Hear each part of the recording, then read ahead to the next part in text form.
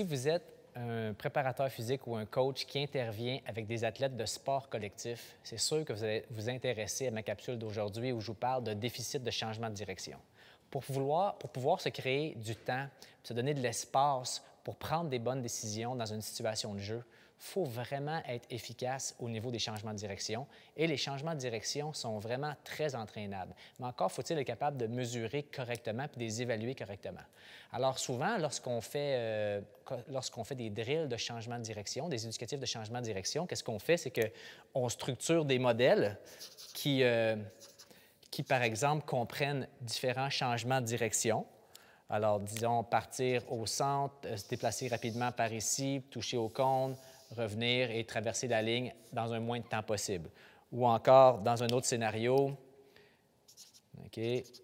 où on va partir ici, s'en venir ici, puis traverser la ligne ici le plus rapidement possible. Bref, il existe plein de tests de changement de direction qui vont vous permettre de vous donner un temps sur une distance comprenant des pivots à 90 ou à 180 degrés.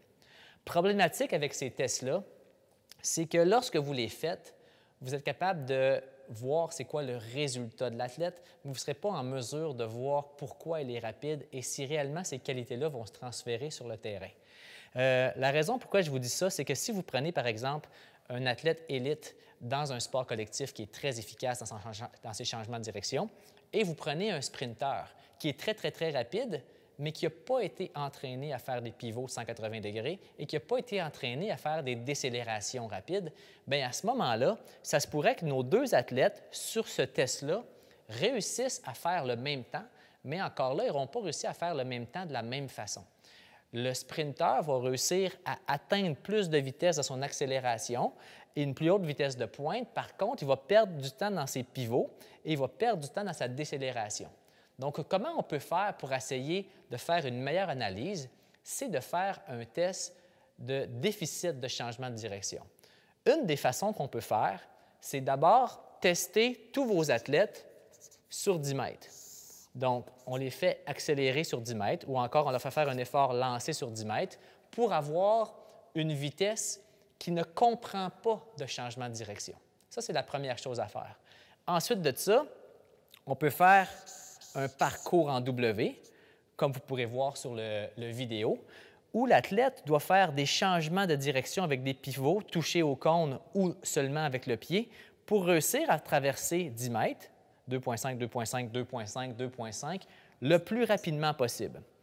Donc, le différentiel entre le rang de vos athlètes sur 10 mètres sprint versus leur temps qu'ils auront réussi dans un effort avec autant de changements de direction pourront vous aider à évaluer c'est quoi le déficit de changement de direction de l'athlète et dissocier la vitesse du potentiel de changement de direction directement. Une autre façon de le faire, c'est de prendre des tests standards, mais ce test-là demande un peu plus d'équipement, et d'aller mesurer avec les cellules électriques les temps de changement de direction et de les comparer au temps total de l'effort. Donc, on a un temps total et on soustrait des petites plages horaires, comme des petites plages de temps. Comme ces plages de temps-là sont très petites, c'est évident que ça prend d'équipements sophistiqués comme des cellules photoélectriques pour pouvoir les prendre. D'ailleurs, la plupart de ces tests-là, pour être efficaces, les temps sont tellement courts qu'avec le chronomètre, ce ne sera pas suffisamment précis.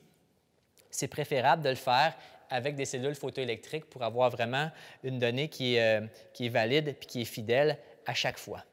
Donc, de dissocier le déficit de changement de direction de la vitesse va vous permettre d'identifier vos athlètes qui réellement sont vite, des athlètes qui sont efficaces dans le changement de direction et vous permettre d'orienter vos entraînements en conséquence. Les outils pour le développement de la vitesse commencent à être bien connus. Les bons outils pour travailler les changements de direction, ce qui est important de se rappeler, c'est beaucoup de travail sur le plan frontal. Donc, toute la variété d'exercices de type fente latérale, Cossack squat, fente dynamique, fente avec projection, fente, changement de demi-tour, sprint. C'est vraiment important pour les pivots à 180 degrés. Une autre chose qui est importante pour les changements de direction, c'est pas toujours travailler à partir d'un point mort, mais parfois faire des accélérations à partir d'un jogging à reculons, faire des accélérations à partir d'un jogging avant, faire une accélération à partir d'une course qui n'est pas dans une trajectoire linéaire, dans une trajectoire courbe. Essayer davantage de simuler des changements de rythme qu'on peut retrouver en situation de jeu. Mettre tout ça ensemble va vous permettre réellement de donner du temps à vos athlètes pour qu'ils soient plus efficaces et qu'ils prennent les bonnes décisions en situation de jeu. Merci.